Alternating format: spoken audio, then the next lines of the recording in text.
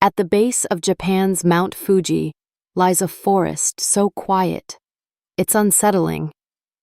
Aokigahara, known as the Sea of Trees. But most people call it something else. The suicide forest. The silence here is unnatural.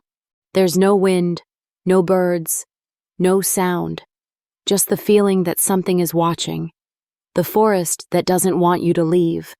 The trees in Aokigahara grow thick and twisted. Light barely makes it through the canopy. The forest floor is hard volcanic rock, covered in moss that swallows every step. GPS signals vanish.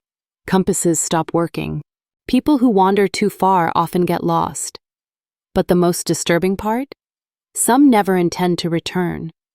That's why search teams often find ribbons tied to trees, left by people marking a way out. But sometimes, the ribbon just ends. Whispers from the shadows. For centuries, this forest has been linked to death and despair. In ancient times, families left their elderly to die here. Many believe their spirits still linger. Japanese folklore speaks of eerie, restless ghosts of people who died with sorrow or rage. Visitors report seeing pale figures in the trees, hearing footsteps behind them, or feeling watched from the shadows. Cameras malfunction, phones die, and the deeper you go, the heavier the air becomes, as if the forest itself is alive and grieving.